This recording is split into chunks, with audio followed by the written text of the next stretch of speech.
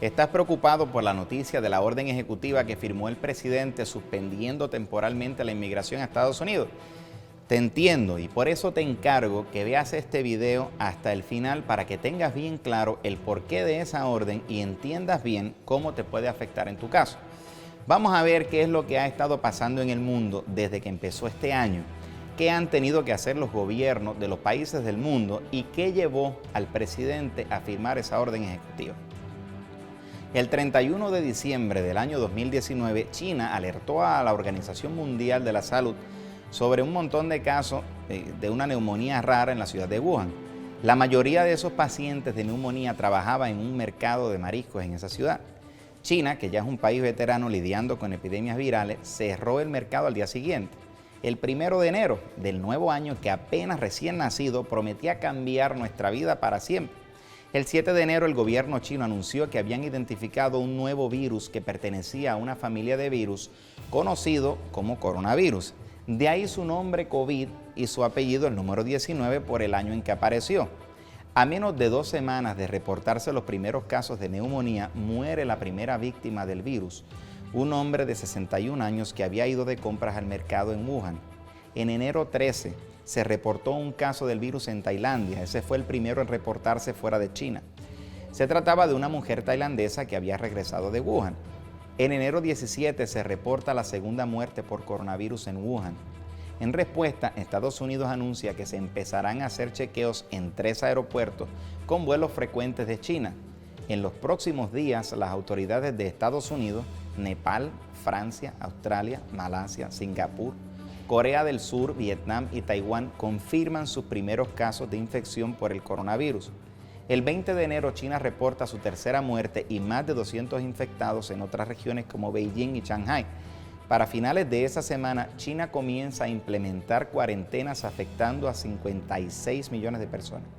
El 30 de enero, apenas un mes desde que se reportaron los primeros casos de neumonía causados por el nuevo virus, la Organización Mundial de la Salud declaró al coronavirus como una emergencia global, mientras la cifra de muertes en China por el virus ya ascendía a 170, con 7.711 casos reportados en el país.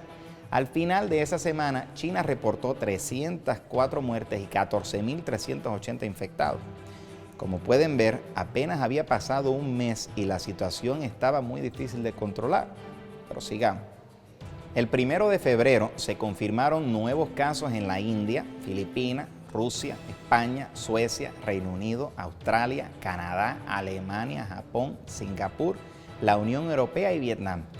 El 2 de febrero, Filipinas reportó el primer fallecimiento por coronavirus fuera del territorio chino. Una semana después muere el doctor Li Wenliang, uno de los primeros médicos en dar la alerta del coronavirus en China. Paz descanse su alma. En eso, Hong Kong aprueba pena de cárcel para cualquiera que viole las reglas de la cuarentena. Como ven, a poco más de un mes de reportarse el primer caso de este virus, los gobiernos en el mundo empiezan a tomar medidas bastante drásticas. Pero bueno, vamos a seguir. El 13 de febrero, Japón confirma su primera muerte por COVID-19. Al día siguiente, Egipto reporta su primer caso y Francia reporta la primera muerte en Europa Occidental. Taiwán reporta su primer deceso 2 días después. El 19 de febrero, Irán reporta sus primeras 2 muertes. Al día siguiente, Corea del Sur confirma la primera suya. Mientras tanto, China anuncia que la cifra de fallecidos por el virus asciende a 2.118, con 74.576 infecciones.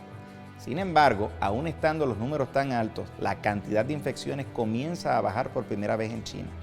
Como pueden ver, China tardó poco más de mes y medio en lograr ver un poco de luz al final del túnel. Vamos a seguir a ver cómo nos va. El 21 de febrero, Israel confirma su primer caso. Fue una mujer que regresó de un barco crucero.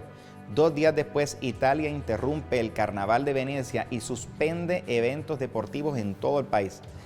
La última semana del mes de febrero, apenas 2 meses de haber empezado todo esto, Kuwait, Irak, Omán, Qatar, Noruega, Rumania, Grecia, Pakistán, Afganistán, Macedonia, Brasil, Estonia, Dinamarca, Irlanda y Lituania confirman sus primeros casos. Para este tiempo, los casos en el mundo iban por 82.000 y 2.800 personas habían fallecido. los Estados Unidos empiezan a considerar invocar poderes de guerra que le dan al presidente el poder de expandir la producción industrial a nivel nacional de materiales indispensables como son respiradores, mascarillas, guantes y esas cosas, que preveían iban a escasearse por la magnitud de la enfermedad. Como puedes ver, apenas 2 meses desde que empezó todo esto, los Estados Unidos se están preparando para lo peor y eso apenas empezaba. Vamos a ver cómo nos fue en marzo. La primera semana de marzo, Italia impone una cuarentena estricta en zonas del norte del país, encerrando en sus casas a 16 millones de personas. El 9 de marzo, Irán deja salir de la cárcel a 70.000 prisioneros debido al coronavirus. Esa medida fue tan apresurada que no dejaron claro si tendrían que regresar a prisión cuando todo esto haya pasado. El día 11 de marzo, la Organización Mundial de la Salud declara oficialmente el brote de coronavirus como una epidemia. El mismo día que Turquía, Costa de Marfil, Honduras, Bolivia, el Congo, Panamá y Mongolia confirman sus primeros casos. Ese día en Qatar los casos dieron un salto exponencial de 24 a 262 en un solo día. Una semana después, Chile y Guatemala se van al extremo de cerrar completamente sus fronteras en un intento desesperado de frenar el virus. Ese mismo día cesan los reportes de nuevos casos de infección en China. O sea, pasan 3 meses para que China pase un día sin reportar un solo contagio nuevo. Para marzo 21, Europa se corona como el epicentro de la epidemia. Italia reporta 53.578 casos y 4.825 fallecidos por el virus. El Parlamento de la Unión Europea le permite a sus países inyectar fondos a la economía en un intento desesperado de evitar el colapso financiero. El 25 de marzo, el Congreso de Estados Unidos aprueba inyectar $2 trillones para evitar un colapso en la suya. O sea, no llegábamos a 3 meses y mira todas las diferentes medidas extremas que han tenido que tomar los gobiernos sin que se alcance a ver luz al final del túnel. Sigamos. Para finales de marzo, Estados Unidos se convierte en el epicentro de la epidemia, o sea, el país con más casos en todo el mundo, reportando más de 124.000 casos y 2.000 fallecidos. En marzo 27, India y Sudáfrica se unen a los países en imponer cuarentenas obligatorias. Honduras reporta sus primeras muertes por el virus. España reporta 838 muertes en menos de 24 horas.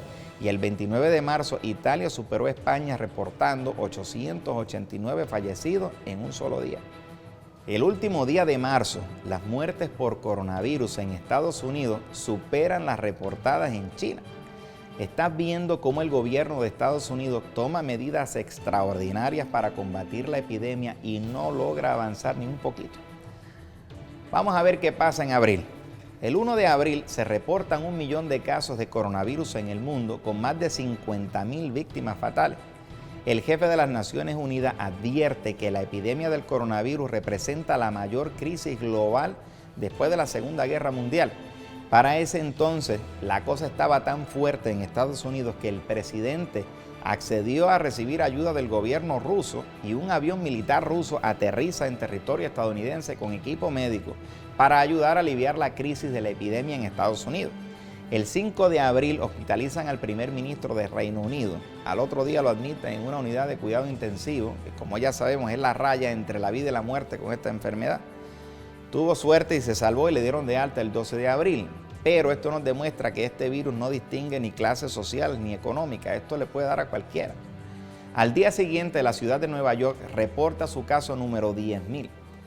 El 14 de abril se reporta algo muy interesante. Taiwán tuvo su primer día sin infecciones nuevas. Al parecer, las medidas que tomaron dieron muy buen resultado porque solamente se reportaron 393 casos de contagio. En su mayoría eran casos importados y 6 personas fallecidas. Para esa misma fecha, en Estados Unidos, 22 millones de personas habían perdido su empleo. El 17 de abril, Arabia Saudí anuncia que suspende sus tradicionales peregrinaciones de oración del Ramadán y pide que las oraciones se hagan en casa debido a la epidemia.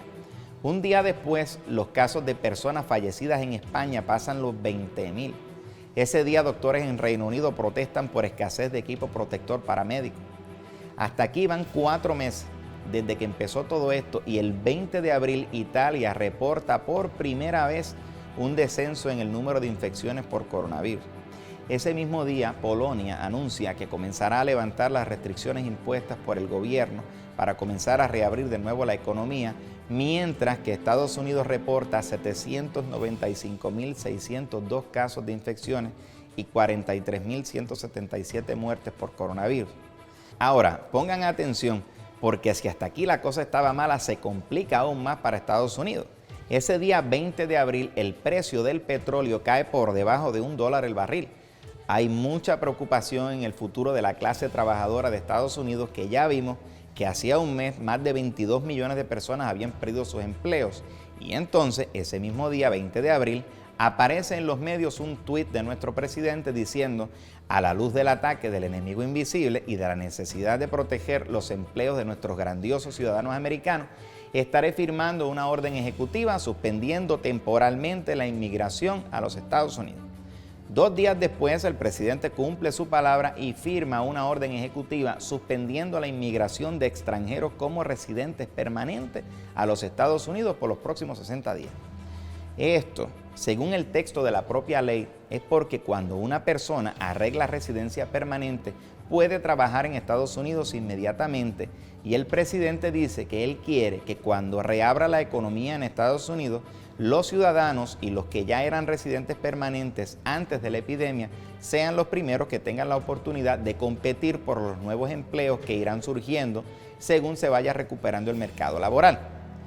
Vamos viendo ahora cómo a veces nos apresuramos por llegar a conclusiones negativas sin ver en qué contexto se dan las cosas. Por eso es que quise hacerte todo este recuento de la trayectoria de la epidemia para que pusieras en perspectiva la magnitud del problema del virus, las diferentes medidas drásticas que han tenido que tomar los gobiernos de todo el mundo, no solo de Estados Unidos, y te dieras cuenta por ti mismo que la medida impuesta por el presidente con esta orden ejecutiva no es tan drástica después de todo. Ahora, vamos a ir un poco más allá para que estés aún más tranquilo. Verás, cuando examinamos bien esta orden con mucho detenimiento, notamos que realmente la situación en Estados Unidos no cambia mucho, porque esta orden suspendiendo la inmigración tiene muchas excepciones. Número 1, lo único que está suspendiendo por solo 2 meses esta orden son algunas residencias permanentes que vamos a ver un poquito más adelante, porque la inmigración no esencial, como son viajes de turismo y esas cosas, ya sabemos que están suspendidas hasta nuevo aviso desde hace poco más de un mes. Número 2, los ciudadanos estadounidenses pueden peticionar, o sea, pueden arreglarle la residencia a sus hijos menores de 21 años y a sus esposas. Así que si tú eres ciudadano y tenías planes de arreglarle la residencia a tu esposa o a tus niños, entonces puedes seguir adelante con tus planes, porque esta suspensión de inmigración no te afecta por ese lado. Por el momento, lamentablemente, aunque seas ciudadano, no le podrás arreglar a tus hijos adultos ni a tus padres. Igual, ya sabemos que las peticiones para hijos adultos tardan hasta 25 años en aprobarse. Añadirle 2 meses más no creo que haga mucha diferencia. Con respecto a nuestros padres, ellos tienen que esperar mínimo 21 años para que pudieras arreglarle. ¿Qué diferencia hace que esperen 2 meses más? Número 3. Esposos e hijos de residentes permanentes que vivan fuera de Estados Unidos no podrán recibir una Green Card por los próximos 60 días. Este grupo sí se vio afectado. Sin embargo, esto no quiere decir que no puedes ir preparando tu aplicación de residencia para tu esposo o tus hijos menores de edad si estás en este grupo. Por cierto, la inmensa mayoría de Green Cards en esta categoría se aprueban mediante proceso consular. Arreglar de esta manera es un proceso de 2 pasos que comienza en Estados Unidos y termina en el consulado de Estados Unidos en tu país. Si tú eres residente y peticionas a tu esposa o a tus niños, esa petición en Estados Unidos tarda unos 4 meses en aprobarse antes de llegar al consulado. O sea que en términos prácticos, esa suspensión de 2 meses no te afecta mucho que digamos, ¿no lo crees? Así que tranquilo, que no pasa nada. Número 4. Esta suspensión temporal tampoco te aplica si ya eres residente permanente y sales de los Estados Unidos por alguna razón, ya que podrás entrar a Estados Unidos con tu Green Card porque ya la tenías antes del 22 de abril que firmaron esta orden. Por ese lado tampoco te afecta, así que puedes estar tranquilo. Número 5. Esta orden, escúchame bien, no les afecta a personas que estén pidiendo asilo, retención de remoción o protección bajo la Convención en contra de la Tortura de las Naciones Unidas. Así que si tú estás en México esperando tu asilo y tienes fecha de corte a partir del 16 de mayo, recordamos que las cortes están suspendidas hasta el día 15, podrás entrar a los Estados Unidos para asistir a tu audiencia en corte. Número 6. Esta orden tampoco le aplica a extranjeros que entren con una visa de inmigrante para doctores, enfermeros o profesionales de la salud, ya sea que vengan a realizar trabajos de investigación médica o para combatir el contagio de coronavirus. Y número 7, tampoco le aplica a extranjeros que entren a Estados Unidos a realizar labores esenciales para combatir o de alguna manera aliviar los efectos de la epidemia de coronavirus, ni a sus esposos o a sus hijos menores de 21 años. Como ven, amigos, esta suspensión temporal de inmigración por 60 días en casi nada cambia la situación actual de inmigración debido a la epidemia. ¿Qué razón podría haber motivado realmente al presidente a tomar esta decisión? Eso es algo que voy a dejar a tu criterio, pero te diré algo que para mí ha quedado muy claro durante esta epidemia y detrás de las letras de esta orden ejecutiva. Los inmigrantes son esenciales para los Estados Unidos. Son las manos que siembran y cosechan los alimentos que hemos servido en nuestras mesas durante la epidemia, los que arriesgan sus vidas para remolcar no solo esos alimentos hasta los supermercados, sino equipo médico, respiradores, mascarillas, guantes, medicinas, hasta los hospitales donde miles de doctores y enfermeras luchan contra el virus para salvar vidas. Son los inmigrantes los que exponen sus vidas para mantener surtidos los pasillos de los supermercados a quienes hoy llamamos héroes. Son los inmigrantes dueños de pequeños negocios que se rehúsan a despedir a sus empleados estirando los pocos recursos que les quedan, porque para ellos sus empleados son como su familia. Y por si tú no lo sabías, el 17% de los trabajadores de la salud y el 25% de los doctores que están hoy día arriesgando sus vidas, trabajando incansablemente para salvar las vidas de los que sufren la enfermedad por esta epidemia, son inmigrantes. Así que te voy a pedir algo.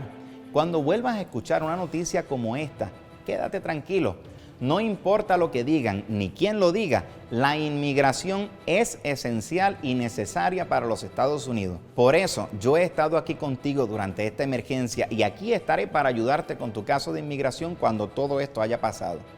Y por eso es que tú también estás aquí. Así que si estás en México esperando tu caso de asilo, arriba ese ánimo y ponte a trabajar en tu caso, porque tarde que temprano vas a tener tu día en corte. Y si tú eres residente permanente, calma, que 2 meses se van volando y vas a tener a tu familia contigo en Estados Unidos tan pronto que ni cuenta te vas a dar. Y por último, si tú eres un profesional de la salud, un transportista, un agricultor, eres dueño de un pequeño negocio o eres otro trabajador o trabajadora esencial, gracias por todo el sacrificio que has hecho para ayudar a los demás y por dejar muy claro lo importante que son los inmigrantes en los Estados Unidos. Espero que eso no se te olvide nunca. Nos vemos pronto. Esto aún no termina. Cuídate bien.